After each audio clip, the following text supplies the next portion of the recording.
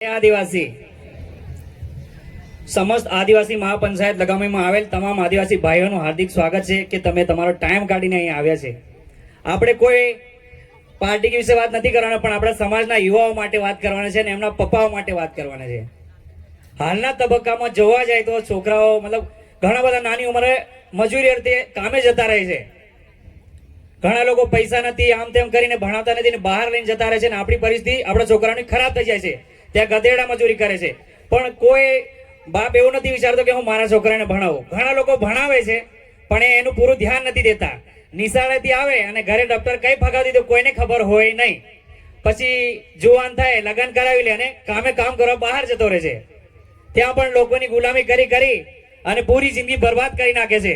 પણ હું મતલબ આ માઇકના માધ્યમથી એટલું જ કહેવા માંગુ છું કે તમારા છોકરાઓને ભલે ચલો નોકરી મળે કે ના મળે, અત્યારે ઘણા બધા ભણેલા છે, પણ ખુદનો બિઝનેસ, ખુદનો ધંધો કરે તો જ આ સમયમાં આગળ આવશે. બાકી 300 રૂપિયાની દાઢીમાં કોઈ આગળ આવવાનું નથી.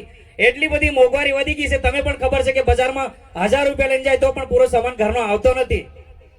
એટલે આપણે ખુદના ધંધા ઉભા કરવા પડશે તો જ આપણે આગળ આવીશું. અને હાલના યુવાઓની વાત કરે તો બસ આ છેલ્લી પેઢી છે કે જે પાઘડી વાળે છે.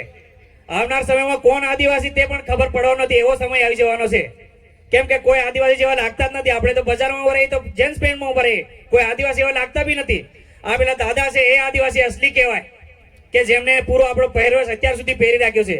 અત્યારે લોકો બધું જ ભૂલી ગયા છે, આપણી આદિવાસી સંસ્કૃતિ ભૂલી ગયા છે ને બહાર મતલબ વીઆઈપી થઈ ગયા છે. જેને નોકરી મળી છે એ પણ બહાર વીઆઈપી થઈ ગયા છે. કેમ કે આદિવાસી સમાજ જેવું લાગતું જ નથી. કેમ કે આપણો પહેરવેશ, આપણી રૂઢી પરંપરા બધું ભૂલી ગયા છે.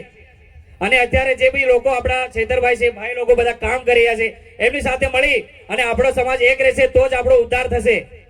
મારા આ માઇકના માધ્યમથી એટલું જ કહેવું છે કે આપણા સમાજની હરેક જગ્યાએ ક્યાં પણ જરૂર પડે આપણે ભાઈને એકબીજાના ગામમાં કઈ બી તકલીફ પડે આપણે બધે મળીને એને આગળ લઈ જવું પડશે. કેમ કે અત્યારે ઘણું બધું અત્યાચાર થઈ રહ્યા છે. આપણે વાત કરીએ તો ઓછી પડે. તો બસ હું આ વિડીયોના માઇકના માધ્યમથી એટલું કહું કે જે પણ ભાઈના છોકરાઓ ભણતા એમની પર આપણે ખુદ પોતે ધ્યાન દેવું પડે, એને ભણાવવું પડે. નહીં ભણશે તો આવનાર સમયમાં એને કઈ ખબર બી નહીં પડે. તો બસ જય જોહાર, જય આદિવાસી.